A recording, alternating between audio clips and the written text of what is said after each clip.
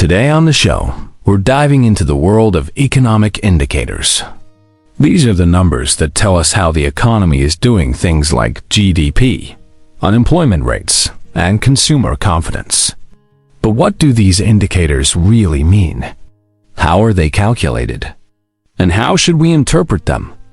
We'll break it all down for you, with the help of some experts, to make sense of the numbers that shape our world. We are drowning in information, but we are starving for wisdom. We try to do it all, and we end up doing nothing well. Look at your life right now. Is it busy, or is it productive? Because those are antonyms. Most of you are operating under a false assumption, the belief that more equals better. More money, more projects, more friends, more commitments. But in nature, uncontained growth is not called success. It is called cancer. Essentialism is not about buying less stuff. It isn't about living in a white room with one chair. It is about the ruthless editing of your energy. It is about doing fewer things, but doing them at an elite level. If you feel overworked and underutilized, if you feel busy but not productive, this episode is your exit strategy. Here is how to stop being a non-essentialist and how to reclaim the driver's seat of your own life. Welcome back to Take and Grow. Why do we feel so scattered? Why do successful people often fail after they succeed? In psychology, we call this the clarity paradox. Here is the cycle. You have a clear goal. You achieve success in that goal.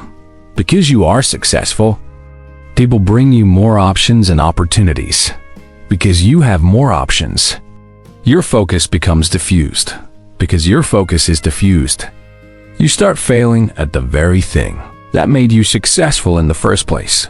Success is a catalyst for failure, unless you learn the art of no. But deeper than that, many of you are suffering from learned helplessness. You have said yes so many times that you have forgotten you have a choice. You believe you have to do the report. You have to go to the dinner. You have to answer the email. You don't. The moment you surrender your ability to choose, you give permission for others to choose for you. Today, we are going to fix this. We are going to apply the philosophy of essentialism. Let's start with a history lesson that reveals the root of the problem. The word priority came into the English language in the 1400s. It was singular. It meant the very first or prior thing.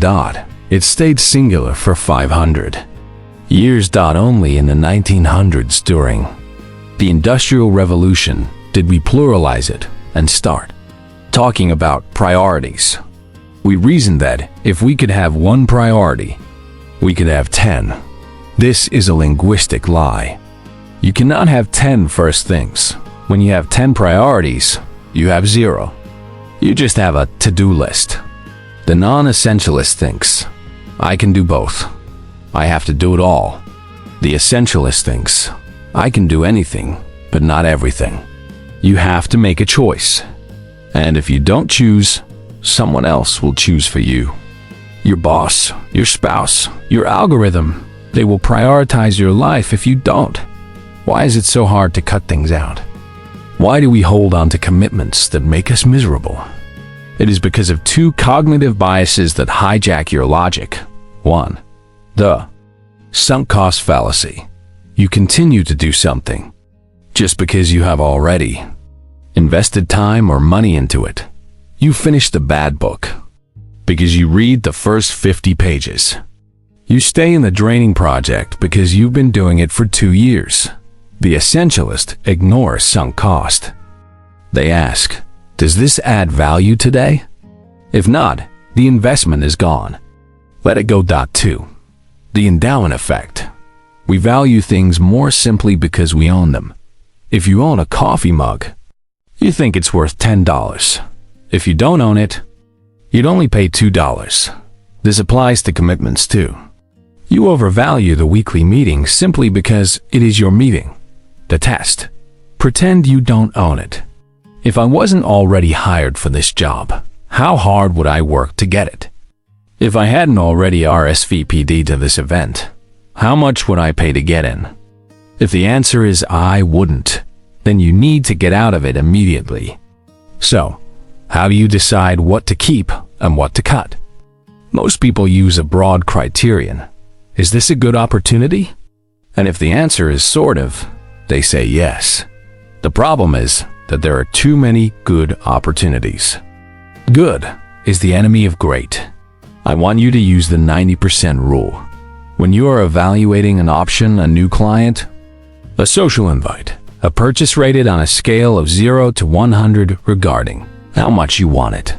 If it is anything lower than a 90, it is a 0 dot if it's a 70, reject it if it's an 80, reject it. Why? Because the 70s and 80s are dangerous. They are good enough to say yes to, but not good enough to make a difference. They clog up your life and leave no room for the 90s and 100s. If it's not a hell yes, it's a no. This sounds extreme. It is extreme. But look at your calendar. It is filled with 70s. That is why you feel empty. You are drowning in mediocrity. Most people try to fix their lives by editing. They look at their packed calendar and try to delete one or two things. This is too slow. I want you to use zero-based design. Imagine your life is a blank sheet of paper. You have 0 commitments. No job, no relationships, no hobbies. Now, add back only what is essential. Add back your health. Add back your core family. Add back the one project that actually moves the needle. Everything else, it stays off the paper until it earns its way back. Don't ask, what should I give up? Ask, what do I want to go big on? This shift in perspective changes everything. You aren't losing options. You are selecting impact. This is where people panic. Dr. Silas, I can't just say no. I'll get fired. I'll lose friends. It is not rude to have boundaries. It is respectful. When you say yes, when you mean no, you are lying. You will eventually resent the person, do a bad job, and damage the relationship anyway. The tool, the 3-second pause. When someone asks you for something, do not answer immediately. Count to 3. This pause breaks the reflex to please. It gives your prefrontal cortex time to catch up. The script. I am flattered that you thought of me, but I am overcommitted right now and I wouldn't be able to do a good job for you. People respect clear boundaries. They do not respect flaky maybes. A clear no can be graceful. A vague yes is always destructive. Finally, the essentialist knows that the most valuable asset they have is themselves. If you destroy the asset, your body-mind, you cannot contribute. Non-essentialists. See sleep as a waste of time. Essentialists see sleep as a performance tool. Non-essentialists see play as trivial. Essentialists see play as exploration. You cannot figure out what is essential if you are exhausted. You need space to think. Bill Gates takes think weeks. You might just need a quiet hour on Sunday, but you must protect that asset with your life, because without it, you are useless. I want to leave you with this thought. One day, you will come to the end of your life. You will not regret saying no to the busy work. You will not regret missing the generic social gatherings. You will regret letting the trivial many crowd out the vital few. A disciplined life is a choice. It is a path to freedom, not restriction. By doing less, you can become more. Here is your challenge for this week. Go to your closet. Not for clothes, but for your life. Look at your calendar. For the next 7 days, find one thing that is a 60 or 70, something you are doing just to please someone else or out of habit. Cancel it, delete it, send the polite email. Say no. And then do nothing in that time slot. Sit with the empty space. Feel the relief. If you are ready to pursue what matters, hit that like button. Subscribe to Take and Grow.